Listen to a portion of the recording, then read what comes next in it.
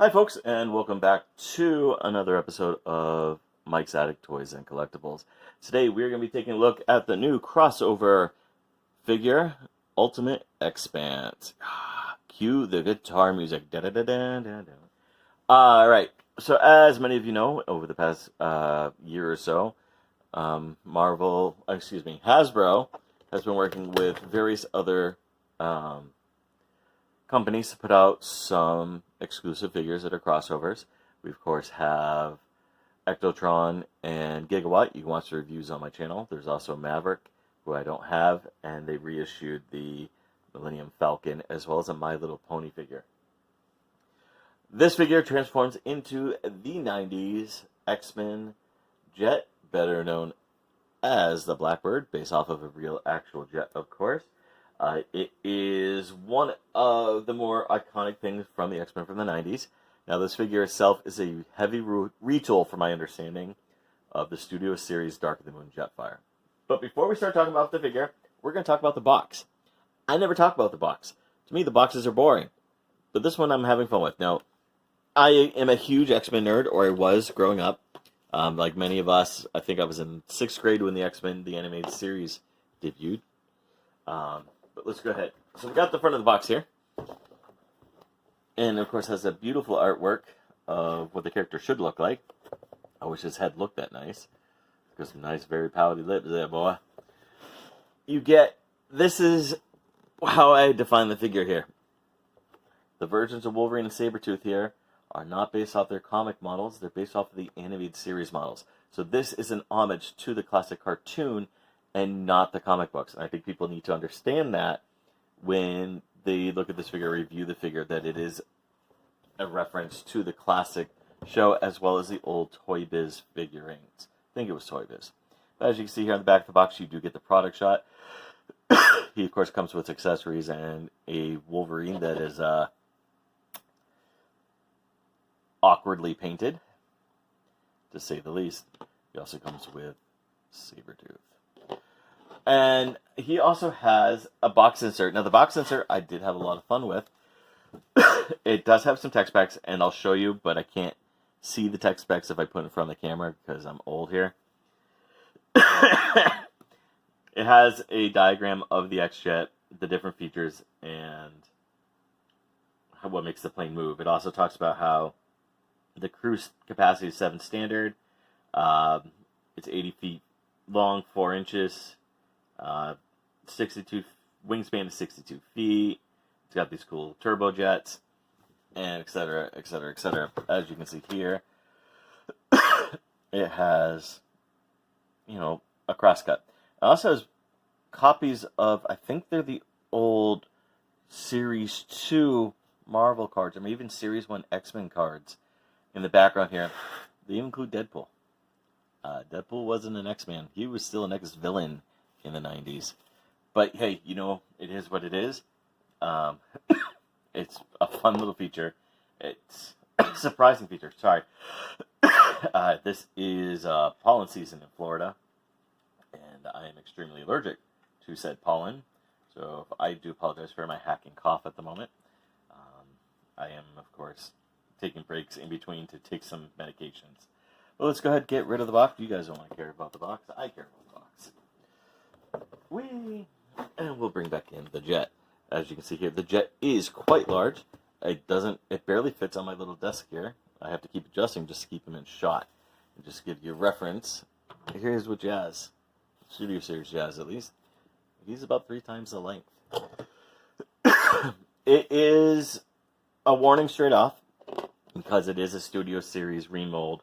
It is a Bayformer, and therefore it is a bitch and a half to transform. Especially back into jet mode. But at the same time, I love it. I think it's a really fun transformation. So let's go ahead and just take a look here. As you can see, it is a shell former, so everything does have to match up perfectly. Otherwise, it all pops out. And these are very difficult to get back in. But you can see here just some of the details. It's very beautifully done. These pieces here, the wingtips with the X's, they do pop off easily.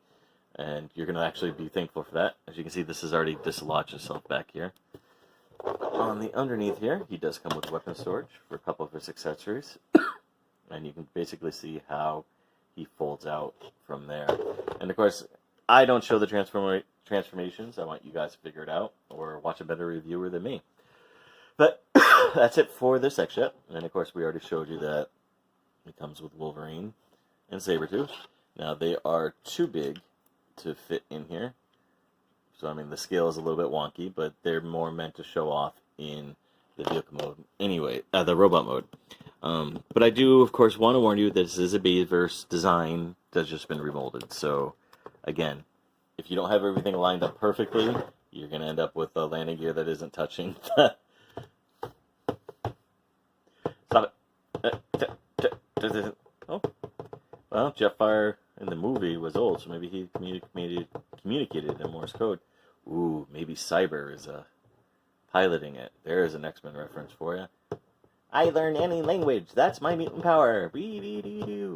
Anyways, let's go ahead. I'm going to hit pause, and I will show you off the robot mode, which I really do kind of dig. Real quick, something I just want you to know in the transformation. Once you get to this part, when you try to transform it back to vehicle mode after, on both legs, this piece is incredibly tight to get out. So just be warned ahead of time. It can be a little bit of a bitch. Alright, now we have him in his robot mode.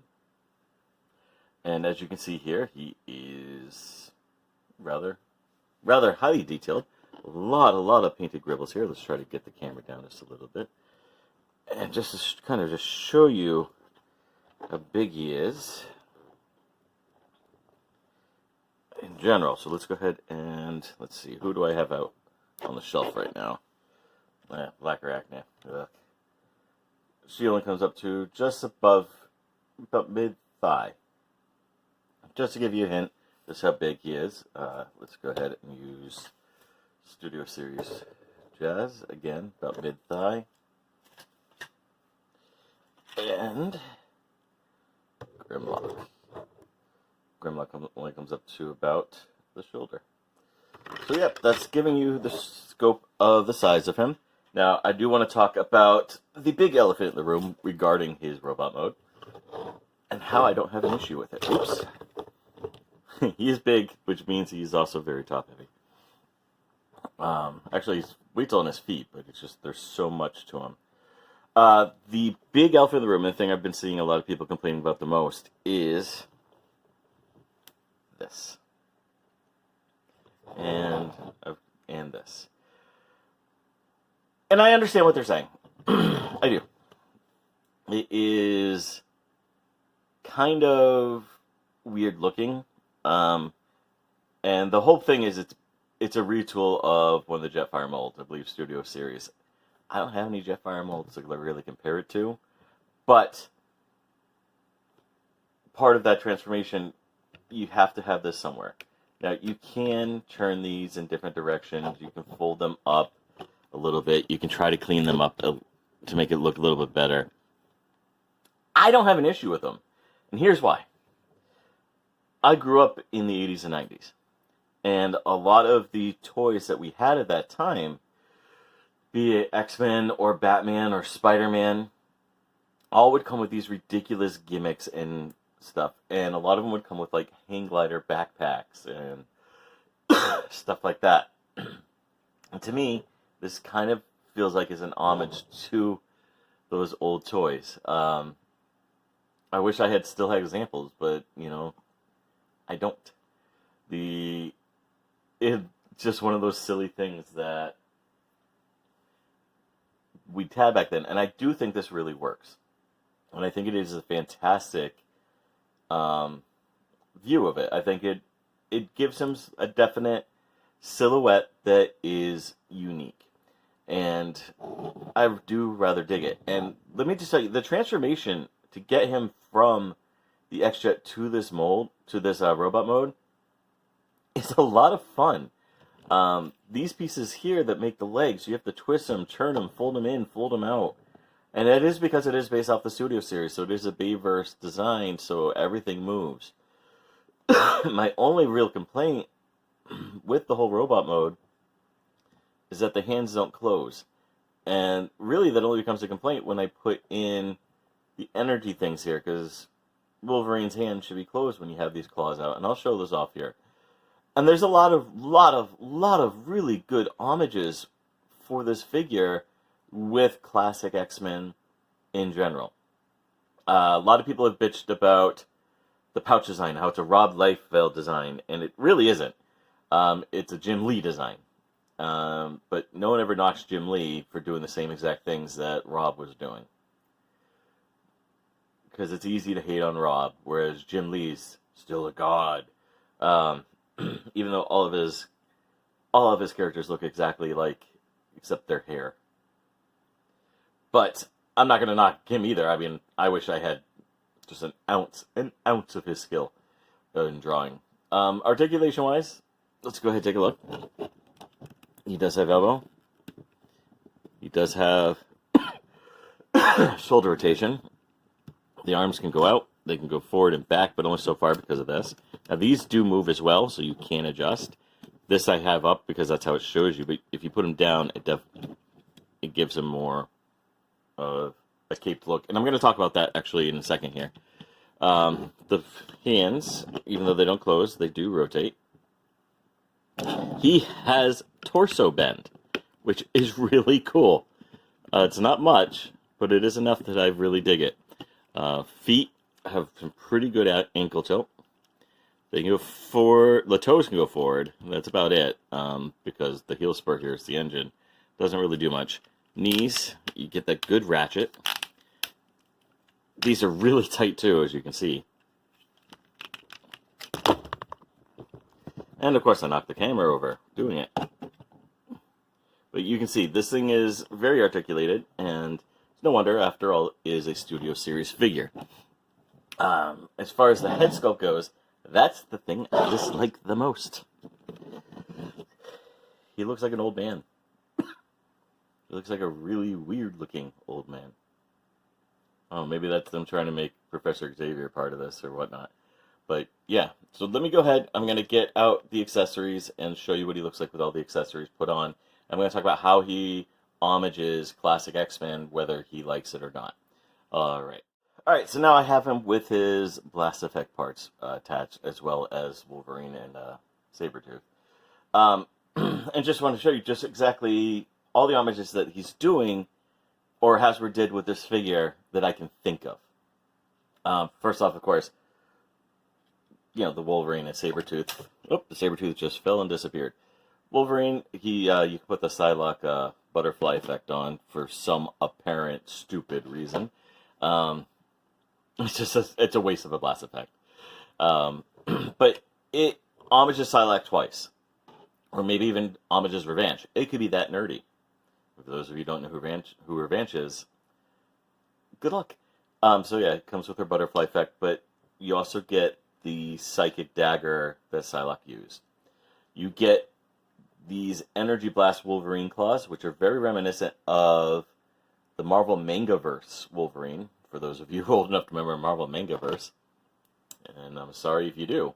Alright, and then, of course, he's got the pouches.